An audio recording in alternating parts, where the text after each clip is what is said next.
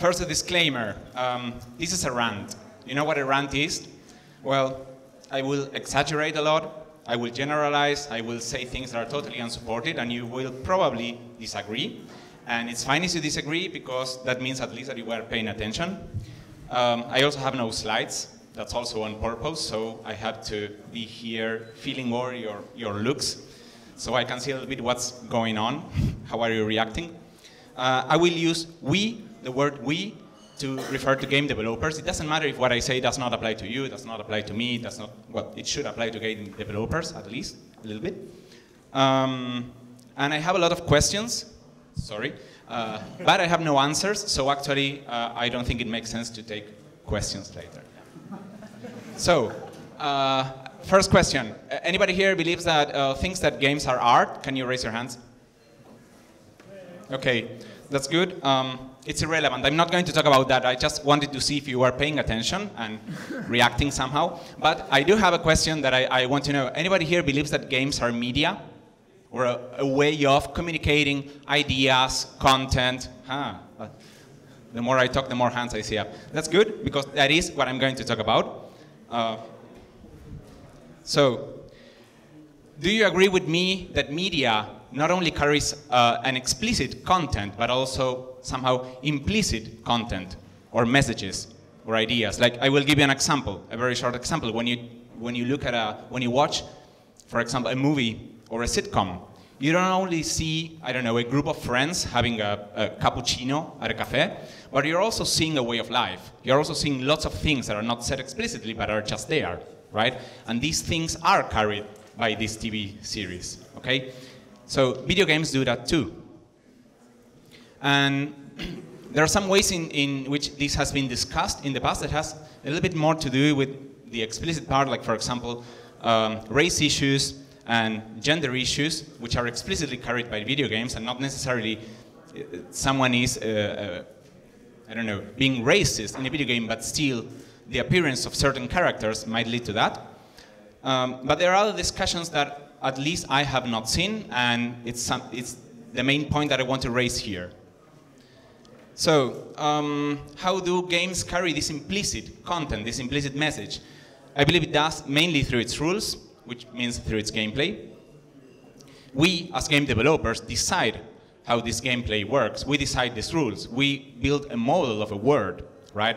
I'm clearly not talking about every type of game, but you might get an idea what I'm talking about. And as I was saying, gameplay is based on a certain implicit worldview, right? It's supporting certain ideas, or it's supported by certain ideas. So, for example, which ideas are common in games? Well, an idea that unfortunately is very common is that violence is a solution to problems. You probably realize what kind of games I'm talking about, first-person shooters, whatever war game we are playing, there is an implicit assumption that violence is a solution to problems. Now, I'm not saying here games make people violent. I'm not Jack Thompson, okay? But still, games can support this idea. Now, what is the problem with that? Well, we have seen several examples in the past where other media supports war, right? We have seen several examples in other countries, maybe this country, where media is used to just make people think in a certain way and support war, support violence. Are games guilty of this too? I don't know. Maybe guilty is too strong a word. But are games also sometimes carrying these same views on the world? Well, yeah, I do believe that, yeah, some games are. This comes attached usually with a certain simplification of good against evil, right? Which is a very easy way to look at problems and then to support this violence, because if you have pure evil, well, whatever means are necessary, you have to carry on. And, yeah, and nothing. Another issue that I have, and I think more people should have, or let's say another issue that is very common in certain type of games, is the idea of indiscriminate resource extraction and consumption. Now, this might have changed with, if we think about certain type of strategy games or 4X games, you know, this might have changed in recent years, at least in some games. But imagine I guess everybody here is kind of shocked when they see the Alberta tar pits, tar sands, you know what I'm talking about, these places where they have extracted this shale oil and it's totally barren. But at the same time, we sometimes develop games that are about extracting continuously resources from a certain place, and what happens when we finish that? We just move to the next place, right? And, well, it's not that different, the word view being supported. Again, I'm not saying people who develop these games or people who play this game who will go out there and say, I don't give a shit, I will just extract whatever from the land, and it's fine. But still, we often create models of words that just work as if resources were infinite. Greed and accumulation, this is definitely one of the most debatable points, maybe. But I cannot help sometimes looking at games, almost every single game seems to be based on the idea of accumulating score, points, stars.